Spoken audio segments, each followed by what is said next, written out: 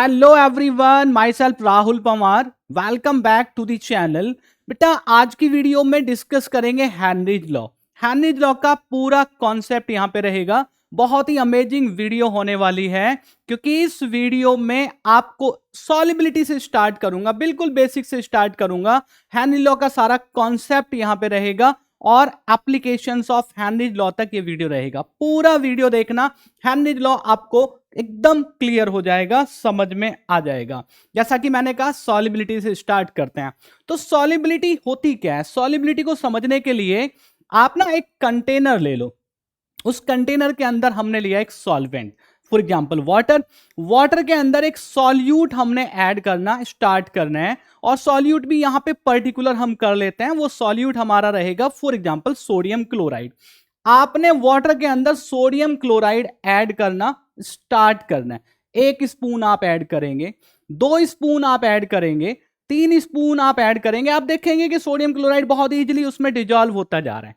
ठीक है, ये सोडियम क्लोराइड इस वाटर के अंदर आप डिजॉल्व करते जा रहे हैं। लेकिन एक टाइम पे एक सिचुएशन, एक कंडीशन ऐसी बनेगी कि सोडियम क्लोराइड डिजॉल्व होना बंद हो जाएगा in this particular amount of solvent, that is water. Water का अमाउंट फिक्स है।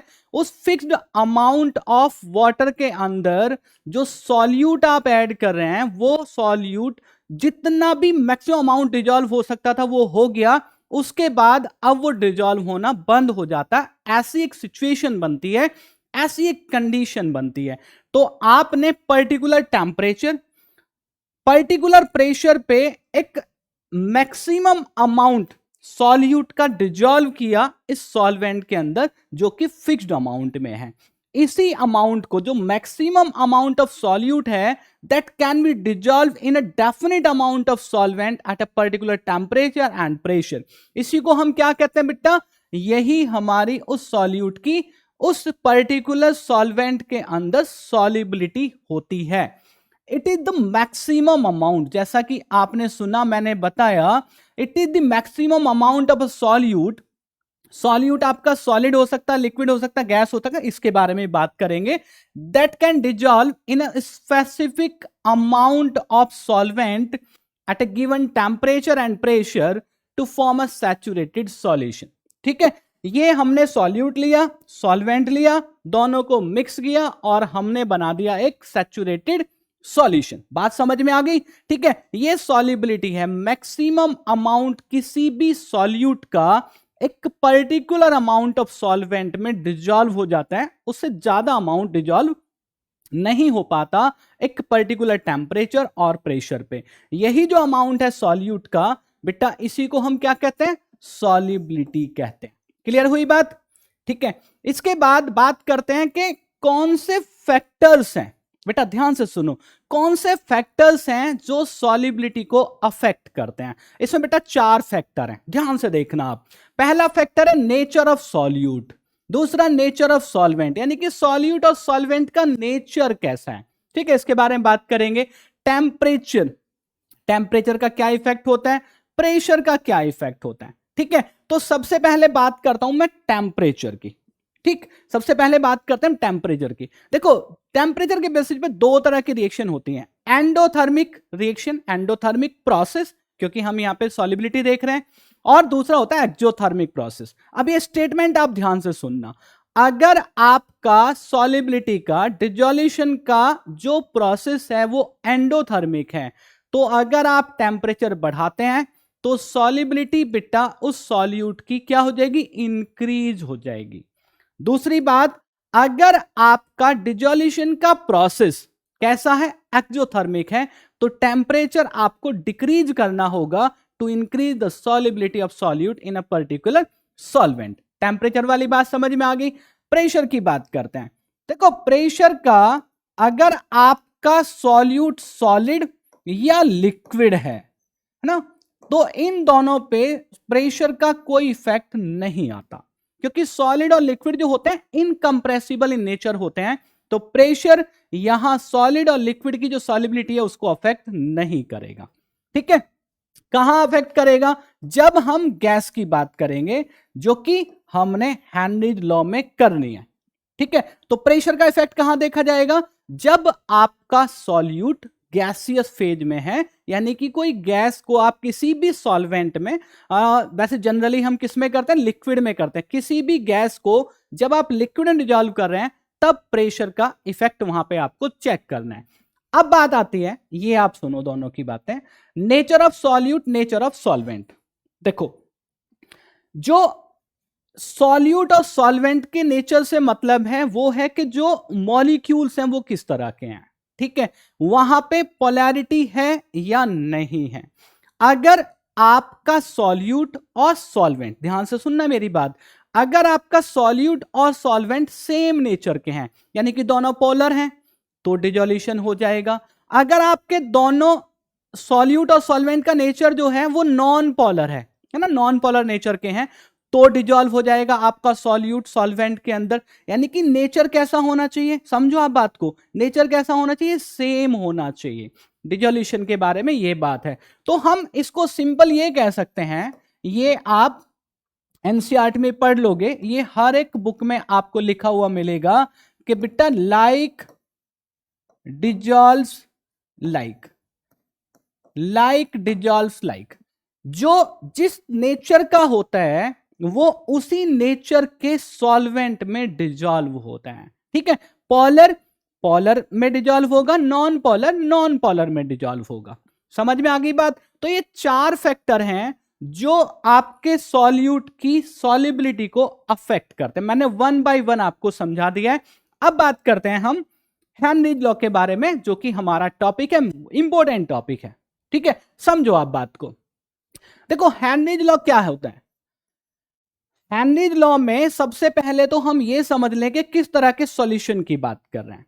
ध्यान दो आप, देखो यहां पे जो हमारा सॉल्यूट बिट्टा रहेगा, ये सॉल्यूट हमारा रहेगा गैस, ठीक है, और जो सॉल्वेंट हमारा रहेगा, ये सॉल्वेंट हमारा रहेगा लिक्विड फेज में। यानी कि एक सॉल्वेंट आपका जो होगा वो लिक्विड होगा, सॉल्यूट आपका गैस होगा।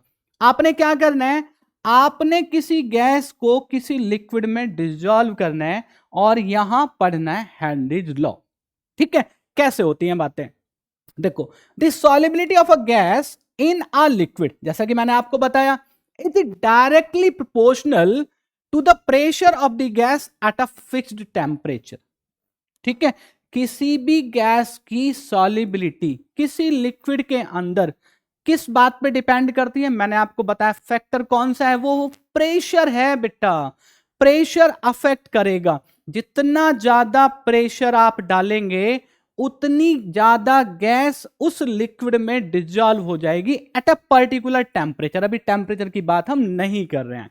आप देखो यहां पे, यहां हमारे पास अगर आप डायग्राम में देख सकते हैं तो एक कंटेनर है, एक कंटेनर के अंदर लिक्विड, और हमने कुछ गैसियस मॉलिक्यूल्स वहां पे डिसॉल्व करना स्टार्ट किया है, डिसॉल्व करना स्टार्ट किया है। कुछ प्रेशर हमने यहां पे लगाया हुआ है ना, ये पिस्टन है हमारा, ये क्या है बेटा, ये पिस्टन है हमारा। अब पिस्टन को अगर हम प्रेस करेंगे तो यहां पे प्रेशर क्या होगा, इंक्रीज होगा।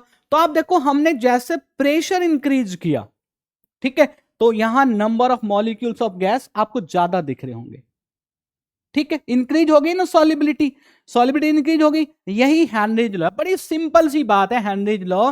Solubility of a gas in a liquid is directly proportional to the pressure of the gas at a fixed temperature. आपने किसी गैस को किसी लिक्विड में डिसॉल्व करना है तो आपने कितना प्रेशर वहां पे अप्लाई किया, ठीक है। हाथ देखो मेरा, कितना प्रेशर अप्लाई किया।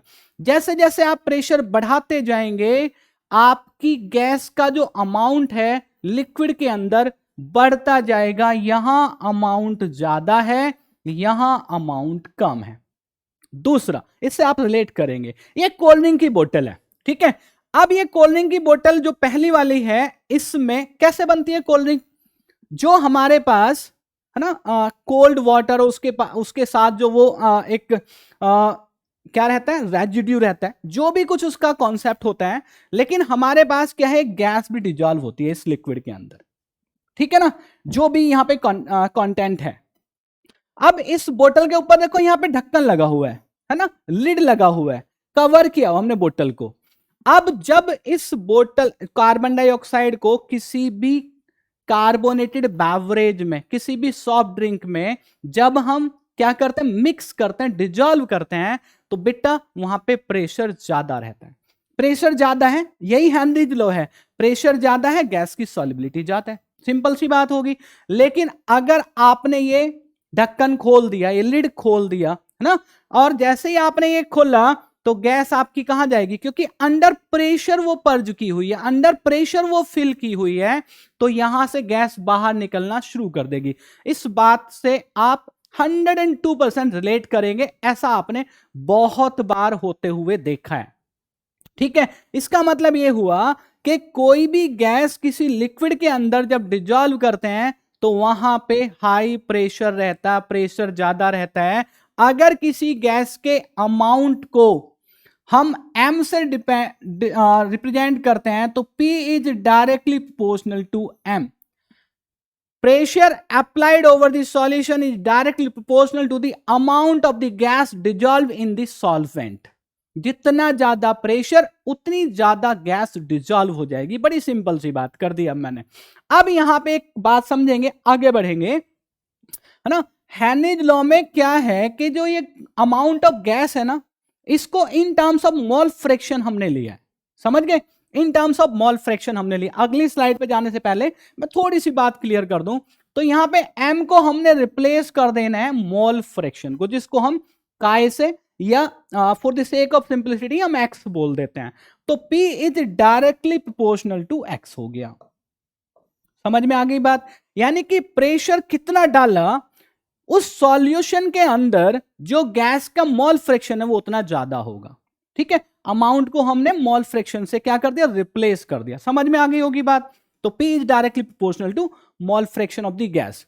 Pressure applied over the solution is directly proportional to the mole fraction of the gas in this solution। समझ गए? ये बात क्लियर हो गई।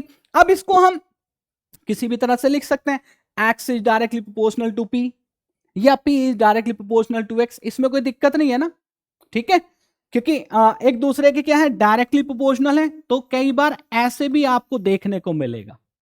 लेकिन हेनरीज लॉ का स्टेटमेंट क्या है, समझो आप। हेनरीज लॉ का स्टेटमेंट है the partial pressure P of the gas over the solution is directly proportional to the mole fraction of the gas in solution. ये बात मैंने बता दी, स्टेटमेंट कई बार बता दिया मैंने। अब इसको कैसे रिप्रेजेंट करते हैं mathematically, P is directly proportional to x। समझ गए? यहां प्रोपोर्शनलिटी साइन को हटाएंगे तो एक प्रोपोर्शनलिटी कांस्टेंट लेके आएंगे, तो P इक्वल्स KHX आ गया। P pressure over the solution है, वापस बता देता हूं, X यहां पे मोल fraction of the gas in this solution, और जो KH है, जो प्रोपोर्शनलिटी कांस्टेंट है, ये KH जो हमारा है ये हेनरीज लॉ कांस्टेंट है। ठीक है, हेनरीज लॉ कांस्टेंट। अब हेनरीज लॉ आपको क्लियर हो गया। हेनरीज लॉ सिंपल है, और ये बात हमको समझ आ गई होगी या आनी चाहिए, या हमको पता है कि जब किसी गैस को हमने डिजॉल्व करना है, एक बार फिर समझ लो आप, जब हमने किसी गैस को किसी लिक्विड के अंदर डिजॉल्व करना है तो प्रेशर जितना ज्यादा होगा, amount of the gas dissolve in particular solvent वो ज्यादा होगा। प्रेशर बढ़ाने पे जो सॉल्युबिलिटी है गैस की वो इंक्रीज हो जाती है। This is your Henry's law. समझ आ गई बात? मैथमेटिकली ऐसे लिखते हैं, हेनरीज लॉ कांस्टेंट आ गया, ऐसे लिखते हैं, और ये P इक्वल्स KHX आपका फॉर्मूला हो गया। ठीक है बेटा, अब यहां पे एक नोट पढ़ लो आप, ये बड़ी सिंपल सी बात है, बस इसी फॉर्मूले से आ जाएगी। ठीक है, देखो, higher is the value of Henry's law constant, lower is the solubility of the gas in the liquid. आप यहां से देख लो। ठीक है, P तो फिक्स हो जाएगा आपका, आपने एक प्रेशर अप्लाई कर दिया, समझना। अगर आपके KH की वैल्यू ज्यादा है तो X की वैल्यू कम होगी, तभी तो यहां पे P के इक्वल आएगा। तो KH और X क्या है, अगर KH ज्यादा है X कम होगा, KH कम है X ज्यादा होगा। समझ गए? ऐसे होता है। तो ये बात भी मैंने आपको बता दी कि जो हेनरीज लॉ कांस्टेंट है, सॉल्युबिलिटी उस पे किस तरह डिपेंड करती है। ठीक है, बड़ी छोटी सी बात है ये, लेकिन हमको पता होनी चाहिए। आगे बढ़ जाए, फॉर्मूला समझ में आ गया। अब बात करते हैं एप्लीकेशंस ऑफ हेनरीज लॉ की। ये हम अभी पढ़ के आए हैं। ठीक है, जब हम किसी सॉफ्ट ड्रिंक में, सॉफ्ट ड्रिंक में कार्बन डाइऑक्साइड गैस होती है, यानी कि जो सॉफ्ट ड्रिंक्स हमारी होती हैं उनमें जो कार्बन डाइऑक्साइड गैस फिल्ड होती है, पर्ज्ड होती है, वो बेटा हाई प्रेशर पे की जाती है। ठीक है, जो यहां पे इस कंटेंट के अंदर कार्बन डाइऑक्साइड गैस को डिजोल्व किया जाता है वो हाई प्रेशर पे किया जाता है। जितना ज्यादा प्रेशर होगा उतनी ज्यादा कार्बन डाइऑक्साइड वहां पे रहेगी। अब अगर हमने यहां पे उसका लिड हटा दिया, बोतल खोल दी हमने, अब बोतल खोलेंगे तो आपको समझ आ जाएगा कि कार्बन डाइऑक्साइड गैस वहां से निकलना शुरू हो जाते हैं। क्यों? क्योंकि प्रेशर कम हो गया, प्रेशर डिक्रीज हो गया। जब तक वो लिड लगा हुआ था, ढक्कन लगा हुआ था, तब तक प्रेशर था, बना हुआ था। अभी जैसे ढक्कन खोला, एटमॉस्फेरिक प्रेशर आ गया, एटमॉस्फेरिक प्रेशर उस प्रेशर से कम होता है, निकल गई गैस बाहर। ठीक है ना, यही हेनरीज लॉ का एप्लीकेशन है। तो जब कार्बोनेटेड बेवरेज का प्रोडक्शन हम करते हैं, इनको बनाते हैं, मैन्युफैक्चरिंग की होती है, तो हेनरीज लॉ एप्लीकेबल है बेटा। कैसे है? देखो, अब जो बात मैंने आपको बताई है वो यहां पे पढ़ लो आप। Effect of pressure on solubility of gas is used in producing carbonated beverages like soft drinks, ठीक है, beer, soda water etcetera. These bottles, अभी अभी बता क्या है मैं ये बात आपको, these bottles are sealed under high pressure. क्यों? To increase the solubility of carbon dioxide gas in soft drinks and soda water। समझ गए? This is the application of Henry's law, पहला एप्लीकेशन। समझ गए? दूसरा एप्लीकेशन देखो, मतलब यही है, मतलब बड़ा सिंपल है। प्रेशर बढ़ाएंगे, गैस की सॉल्युबिलिटी लिक्विड के अंदर बढ़ जाएगी, इंक्रीज हो जाएगी। This is your Henry's law. I am telling you this again and again, बेटा ध्यान रखना आप। ठीक है, वो जो फॉर्मूला P इक्वल्स के एच एक्स है, वो इसी स्टेटमेंट के बेसिस पे है। समझ लो आप बात को। बात करते हैं स्कूबा डाइवर्स की। स्कूबा डाइवर्स जब सी के अंदर, ओशन के अंदर डाइव करते हैं, डाइविंग करते हैं, तो क्या होता है? देखो, जैसे वो सी के अंदर एंटर करेंगे तो क्या होगा? गैस सिलेंडर होगा, उसमें नाइट्रोजन होगी, हीलियम होगी, ऑक्सीजन होगी, है ना, उसका मिक्सचर रहता है ना, जो ऑक्सीजन गैस सिलेंडर होता है। तो जब वो जाएंगे वहां पे तो सी के अंदर क्या होगा? प्रेशर इंक्रीज होगा। यही बात यहां पे लिखी हुई है, प्रेशर इंक्रीज होगा तो क्या होगा? जो गैस वो इनहेल करेंगे, जो सिलेंडर टंगा हुआ है उससे जो गैस इनहेल करेंगे, तो ब्लड के अंदर ऑक्सीजन, नाइट्रोजन, हीलियम, उनकी सॉल्युबिलिटी क्या होगी? इंक्रीज हो जाएगी, क्योंकि प्रेशर बढ़ने पे solubility of gas in liquid, अब यहां लिक्विड क्या है? ब्लड, तो ब्लड के अंदर सॉल्युबिलिटी बढ़ जाएगी। यही तो हेनरीज लॉ है। अब देखो, when a scuba diver dives into the sea, the increased sea pressure causes the nitrogen present in air to dissolve in his blood in great amount। ठीक है, नाइट्रोजन क्या है? वो ज्यादा अमाउंट, वैसे सारी गैसेज होंगी लेकिन नाइट्रोजन के बारे में बात करते हैं स्पेशली, क्योंकि उसका एक रीजन है। As a result when he comes back, जब वो वापस आएगा तो फिर क्या होगा? जैसे ऊपर निकल गया, है ना, सी से बाहर आ गया, तो प्रेशर कम होगा, ऑब्वियस सी बात है, प्रेशर कम होगा। तो जो ब्लड के अंदर गैसेस डिजॉल्व हुई थी, वो गैसेस क्या होंगी? बाहर आना शुरू करेंगी, बाहर आ जाएंगी ब्लड के अंदर से, है ना, निकल जाएंगी बाहर। तो होता क्या है? क्यों निकल जाएंगी? प्रेशर कम हो गया, जैसे उस बोतल में हुआ था, सॉफ्ट ड्रिंक की बोतल में। समझो आप बात को, प्रेशर बढ़ा, सॉल्युबिलिटी बढ़ी, प्रेशर कम हुआ, सॉल्युबिलिटी कम हुई, तो गैस बाहर आना शुरू हो जाएगी। यहां तो यही हेनरीज लॉ है। अब इसकी वजह से एक प्रॉब्लम आ जाती है उनके अंदर। देखो, as a result when he comes back the surface, the solubility of nitrogen again decreases, है ना, प्रेशर कम हो गया, डिक्रीज हो जाएगी solubility, and the dissolved gas is released, बाहर आएगी। अब इसकी वजह से होता क्या है? Leading to the formation of nitrogen bubbles in the blood.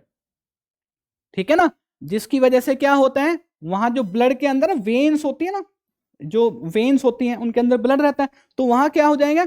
वहां बबल्स रह जाएंगे, जिसकी वजह से this results in the blockage of capillaries and leads to a medical condition known as bends. ठीक है, यहां तक, जहां तक गैस डिजॉल्व हो रही थी ज्यादा, प्रेशर बढ़ने पे गैस बाहर आ रही थी, प्रेशर कम होने पे, ये हेनरिज लॉ है। लेकिन इसकी वजह से अगर ये रेगुलरली होता है तो उसमें होता क्या है कि यहाँ पे एक प्रॉब्लम आ जाती है, मेडिकल कंडीशन एक बन जाती है, एक डिजीज है जिसको हम क्या कहते हैं, बैंड्स कहते हैं। और इसका मतलब क्या है कि जो यहाँ वेन्स हैं, जो कैपिलरीज हैं ब्लड वाली, उनके अंदर क्या रह जाता है, बबल्स रह जाते हैं, और जिसकी वजह से वहां ब्लॉकेज आ जाता है ना। इस प्रॉब्लम को क्या कहते हैं बेटा, बैंड्स कहते हैं। समझ गए आप मेरी बात को। अब ये एक एप्लीकेशन और है फॉर क्लाइंबर्स और people living at high altitude. जो लोग ऊपर रहते हैं या माउंटेनियर्स होते हैं, है ना, या तो हाई एल्टीट्यूड्स पे रहने वाले लोग, या फिर जो माउंटेनियर्स होते हैं, ठीक है, जो क्लाइंबर्स होते हैं, उनके साथ ये प्रॉब्लम होती है। क्योंकि जैसे जैसे हम ऊपर जाएंगे वहां क्या होगा, प्रेशर कम होगा। प्रेशर कम होगा, प्रेशर कम होने पे क्या होता है, ये हेनरिज लॉ है, प्रेशर कम होने पे गैस की सॉल्युबिलिटी कम होती है। इसका मतलब अगर हाई एल्टीट्यूड्स पे हम हैं तो वहां पे क्या होगा बेटा, वहां पे ऑक्सीजन का जो अमाउंट है ब्लड के अंदर वो कम हो जाएगा। This is Henry's law. तो होता क्या है, इससे प्रॉब्लम आ जाती है, वो प्रॉब्लम भी देख लेते हैं। At high altitudes the partial pressure of oxygen is less than that at the ground level. अभी बताया मैंने आपको। Therefore the concentration of oxygen in blood and tissues of people living at high altitudes और climbers is low, है ना। Oxygen की concentration क्या रहेगी, कम रहेगी। A low concentration of oxygen in blood causes people to become weak and unable to think clearly. ठीक है, ऑक्सीजन का अमाउंट ब्लड में कम रहेगा तो कुछ ना कुछ प्रॉब्लम तो बेटा ये क्रिएट करेगी ना, ठीक है ना। वो एप्रोप्रिएट अमाउंट में होना चाहिए, लेकिन हाई एल्टीट्यूड्स पे क्या होता है, वहां पे ऑक्सीजन की सॉल्युबिलिटी ब्लड के अंदर कम हो जाते हैं।